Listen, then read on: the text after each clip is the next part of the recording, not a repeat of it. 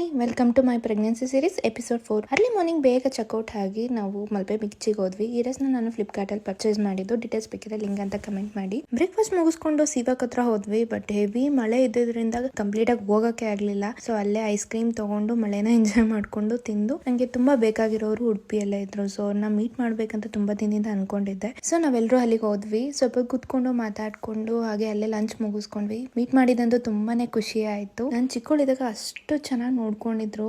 ನನ್ನ ಚೈಲ್ಡ್ಹುಡ್ ನ best memories ಅಂತಾನೆ ಹೇಳ್ಬೋದು. ಇಲ್ಲಿಂದ ನಾವು ಹೊರಟಿದ್ದನ ಹ್ಯಾಂಗಿಂಗ್ ಬ್ರಿಡ್ಜ್ ಗೆ. ನಾವು ಹೋದಾಗ ಯಾರು ಇರ್ಲಿಲ್ಲ. ಬಟ್ ಹೋಗಿ ಒಂದು 5 to 10 minutes ಒಳಗಡೆ ತುಂಬಾನೇ ಜನ ಬಂದ್ರು. ಸೊ ಹ್ಯಾಂಗಿಂಗ್ ಬ್ರಿಡ್ಜ್ ಲೊಕೇಶನ್ ನಾನು ಡಿಸ್ಕ್ರಿಪ್ಷನ್ ಅಲ್ಲಿ ಹಾಕಿರ್ತೀನಿ, ಚೆಕ್ ಮಾಡಿ. ಉಡುಪಿಗೆ ಬಂದು ಫಿಶ್ ತಿಂದೆ ಇದ್ರೆ ಹೇಗೆ. ಸೊ ಆನ್ ದಿ ವೇ ಹೋಗ್ತಾ ಫಿಶ್ ಕೂಡ ತಿನ್ಕೊಂಡು ಹೊರಟ್ವಿ. On the way night dinner complete ಮಾಡ್ಕೊಂಡು ಮನೆಗೆ ರೀಚ್ ಆಗೋಷ್ಟರಲ್ಲಿ ನನ್ನ ಕಾಲಂತೂ ಸಖತ್ ದಪ್ಪ ಬಾತ್ಕೊಂಡ್ಬಿಟ್ಟಿತ್ತು.